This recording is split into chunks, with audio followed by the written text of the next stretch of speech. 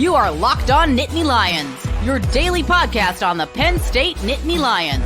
Part of the Locked On Podcast Network, your team every day. The distractions continue to mount ahead of a very important 2024 season.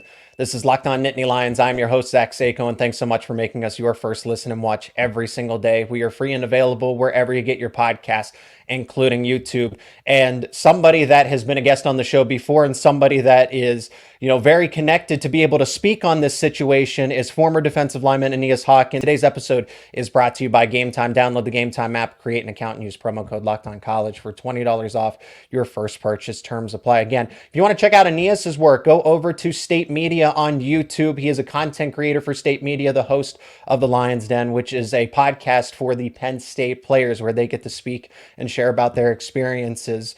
Aeneas, to cut to the chase to all of this, this was something that went viral just the other day on social media. Rob Windsor, a former teammate of yours, a former player of James Franklin. So in short, what's going on with all of this? What can you tell us about this? Yeah, well, I mean, first of all, I was kind of surprised by the news, just like the rest of, Penn State Nittany Lion fans countrywide and all over Twitter. I wake up to a storm on my phone today trying to get clarification and clarity as to what Rob may exactly be implying. But, I was able to talk to Rob. I obviously have my own experience at Penn State football, and it's well documented. I had a bunch of injuries that I dealt with myself. And in talking to Rob, I think maybe what's going on is that the perception of what he said in this viral video clip may not actually be the reality of what his goal is with all of this. The lawsuit that he's kind of alluding to with Dr. Lynch versus Coach Franklin at Penn State, that has already happened. It's already dealt with in the court of law. That's already happened. Rob, what he's doing with these videos now is looking to kind of create some awareness. He was very specific when I was able to talk to him and clarifying that this is not intended to be an attack directed strictly at Penn State or Coach Franklin. This isn't a money grab. What he is hoping to do and what Dr. Lynch is hoping to do, based on what I've been able to gather, is kind of create some more awareness about the dynamics between team doctors and physicians and people who are there to make sure that the players are in a safe position and, keeping the two exclusive between that and then what coaches want. And that's to go win ball games and to have their guys on the field. So, in my opinion, this isn't a Penn State issue specifically. And I think maybe Rob could have been a little bit better about being exactly, spot on with what his hopes and what his aspirations are. The comments he's getting on Twitter, as I'm sure you've seen at this point, Zach, are insane. From accusing him to not having money, to not caring about his school, to all different kinds of accusations. It's important to say that Rob could have done a better job of maybe kind of getting his message out there and how he did it. Yeah. But to me, it's also been shocking to watch the response to a guy who spent a lot of time at Penn State, was a part of a Big Ten championship team, and did a lot of good things for the university. So there's a lot to kind of unpack there, Zach. But I don't believe this attack is specifically geared towards Penn State, although it's being perceived as such. I've read the comments too. It was ratioed, right? And it's like, oh, if you get a ratioed tweet or a ratioed post, that it's no good. And there were a lot of comments compared to the reposts and likes on it. And just because there is somewhat of a misunderstanding here, I couldn't make heads or tails of it myself, given the fact, okay, is this an extension of that lawsuit saying that, hey, Penn State is rushing players back from injury. James Franklin is trying to, again, that was and it wasn't held up in a court of law.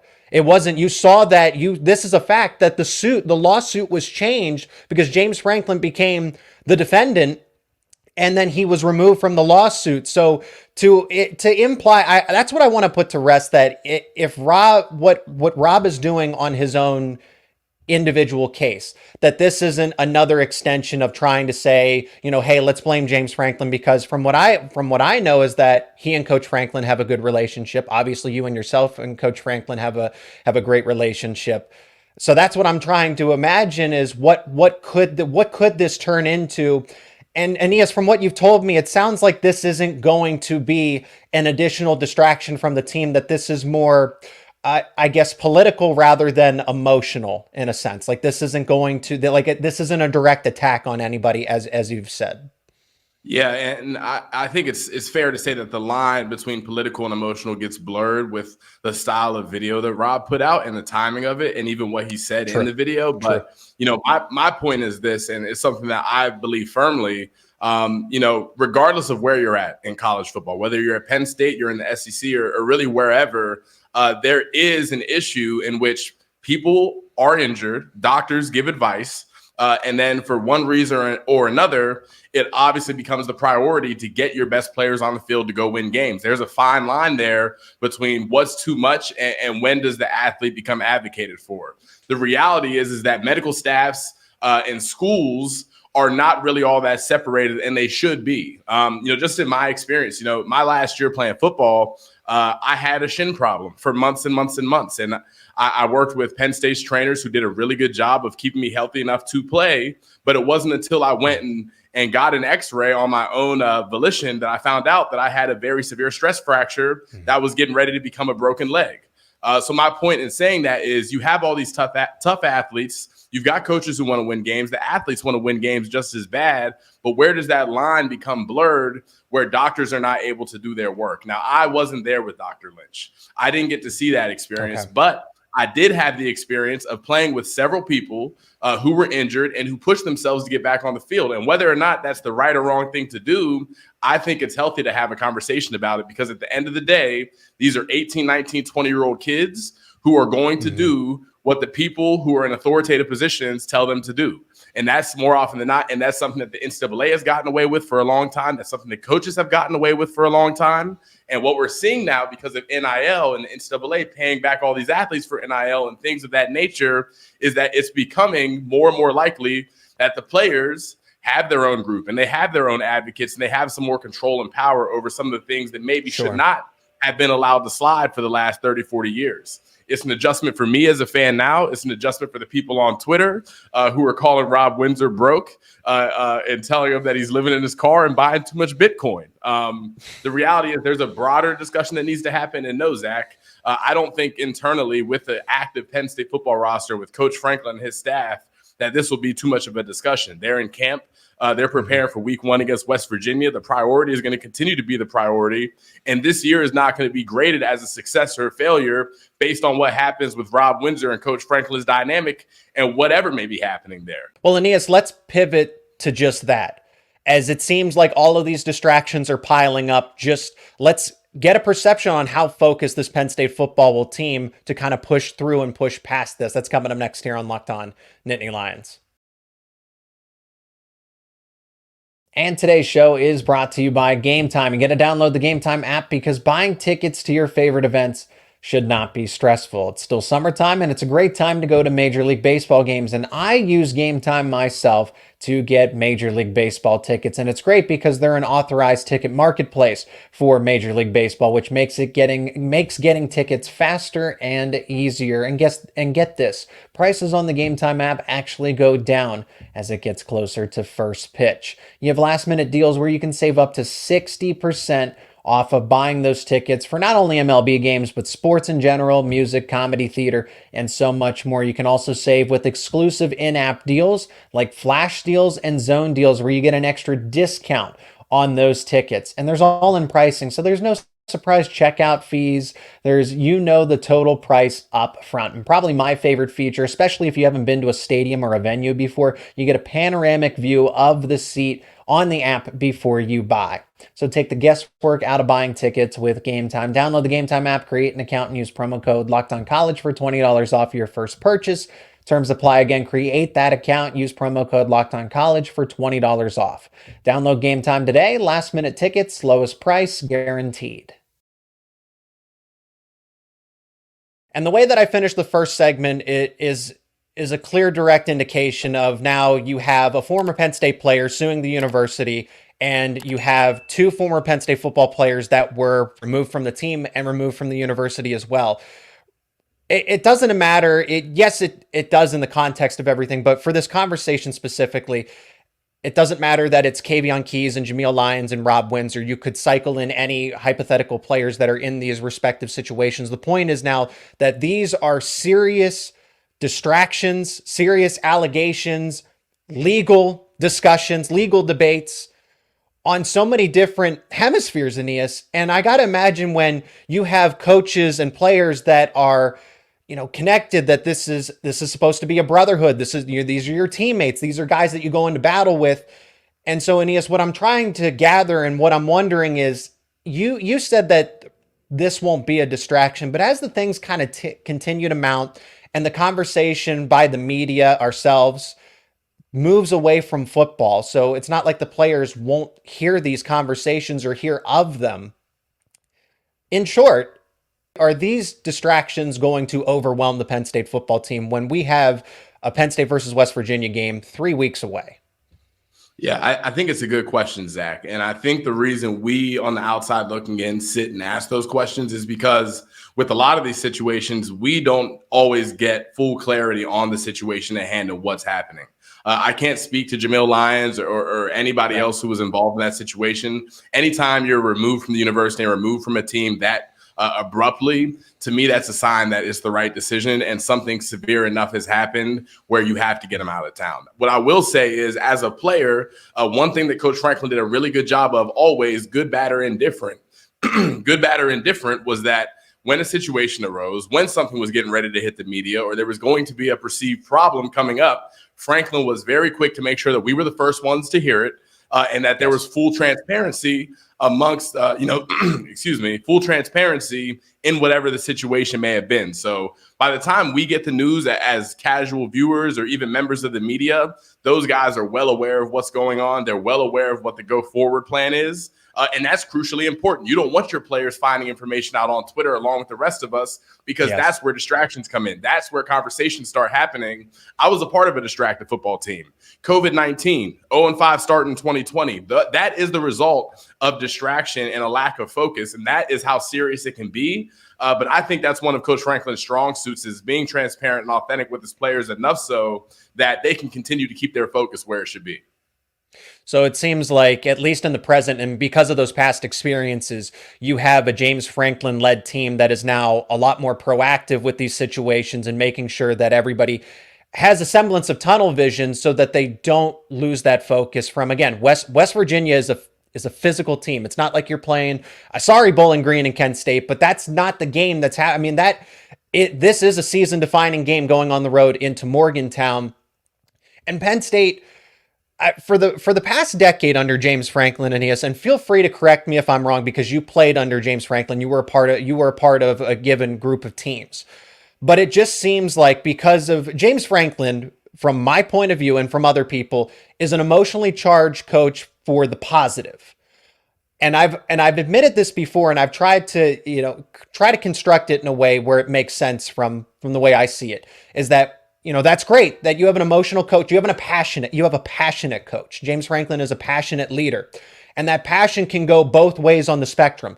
That can be really great passion. And at the same time, we've seen it where it kind of festers in a negative way, and it unrolls into, that second or third unnecessary loss. And I think of the 2017 team, the 2018 team. I know there were some other elements to why those games, but really talented teams that unfortunately hit a bump in the road and then they went in the wrong direction before recovering. 2020 is a very good example of that, unfortunately, where it was the 0-5 start, a lot of things, Journey Brown, COVID-19, kind of all piled up together and ultimately took the focus away from the team. So that's what I'm wondering. How far is this team ahead now, where they can look back at those other teams and say, okay, we won't make the same mistakes again in 2024? That's a good question too, Zach. And one thing that I can say from the outside looking in that's been really impressive to me is that I do believe that the culture within the locker room and the leaders within that locker room have continued to evolve even since the Outback Bowl, which was my last year. You bring up things like 2018, where maybe you take one loss by 1 point, and then all of a sudden you lose 2 or 3 more games that you really have no business losing, because maybe you don't have the buy-in. Maybe you don't have the accountability in the locker room.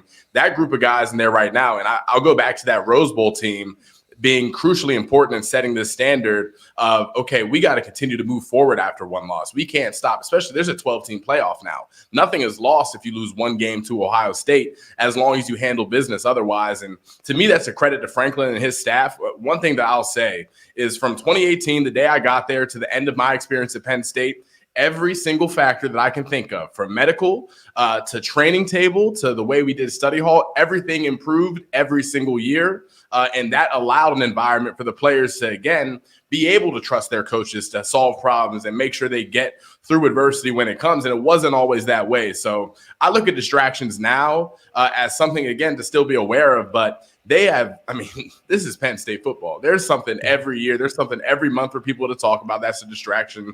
These guys are pros. I think a guy like Drew Aller, the Nick Singletons, the Abdul Carters of the world have to step up and keep guys dialed in when the bullets start flying, inevitably, whether it's now in training camp or it's week 1 against West Virginia and something goes wrong. This is the nature of Penn State football. And I do think the guys in the locker room now, because of all the many different things they've already seen, are in a better position to handle adversity and distractions as they come along. He is Aeneas Hawkins, former Penn State defensive lineman, played under James Franklin. You can find his content over at State Media, where he runs a player-led podcast called The Lions Den. Aeneas, thanks so much for the time. I really appreciate the perspective, and thank you for sharing it. Thank you, Zach. Appreciate you having me. Still to come on this episode of Locked On Nittany Lions, I'm not convinced that this isn't going to affect Penn State against West Virginia in week 1. I'll tell you why on the other side of this break.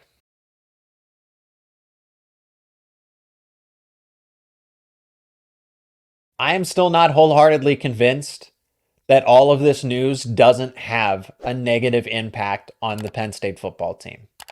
I'm just not. I can't remember a news cycle like this going into the season for quite some time, where the focus has been deviated from, okay, what can Penn State do? What's their record going to be? Who's going to stand out? And yes, that's still for the most part the conversation, because you need to preview the college football season because that's what matters. But at the same time, obviously players haven't been suspended and then eventually expelled in a long time. You're not having former players sue Penn State University, and who knows who else is going to be involved in that case. I want to be careful how I characterize it because, again, there's a lot of legalese and I don't want to misreport anything. But if it's just Penn State University, that's one thing. But who else is going to be involved individually in this case? Because Rob is talking about his time at Penn State and how that impacted him as a player. That's important because there are coaches that coached Rob Windsor that are coaching current Penn State players now, right? So you can see how, for the lack of a better term, how interesting this gets, how intriguing this gets, because it can really take a turn for the worst, potentially. It could. And then that on top of losing 2 current teammates that were suspended and then eventually removed from the team, removed from the school even. When has all this kind of negative news jumbled up like this before the season? I think of the 2020 season, obviously there was a pandemic, people tried to play football, and there really wasn't a rewarding sense of it. Empty stadiums. Of course, Penn State dealt with personal adversity from just Journey Brown's off the field health issues, Noah Cain getting hurt, and then losing that game to Indiana by 1 point. What was the point of playing that season? There was really not that much focus. And that's why I wanted to ask Aeneas about this, and I appreciate his perspective. I agree that Penn State is going to try to be out in front of all of this, to address it in-house before the media and the fans are able to react to it. I get that, and that's what they should be doing. But at the core of all of this, these are still 18 to 22, 23-year-old men. In the NFL, it's different. I'm not saying it doesn't impact NFL players when you have that kind of scrutiny around your team, around your franchise. That can absolutely distract you. But when it's business-like, it's your career, it's your full-time job, you're not balancing anything, you're not going to school, right? It's a different story. And being someone who's been an NFL veteran for 5-10 years and around like-minded people is different than people who are at a college campus for 4 years and you're still not that mature. I hope that makes sense the way I'm trying to convey it. So you get my point. So you kind of couple all these things together and you're not playing a Bowling Green, a Kent State in week 1. You are playing a West Virginia team that was good last season, is supposedly improved, brings back a lot of its core talent, so they'll be able to capitalize on things. And this is in Morgantown, and I can't say that West Virginia is going to roll over in all of this. This is a team that is physical and is going to try to punch you in the mouth. I am not trying to imply that Penn State is setting itself up for a loss in week one or a disappointing season. But what I am trying to say is that my confidence level in this Penn State team has gone down.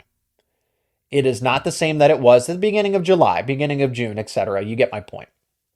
My confidence level in this Penn State team. So my pick for 10-2, and they lose to Ohio State and they lose to a USC.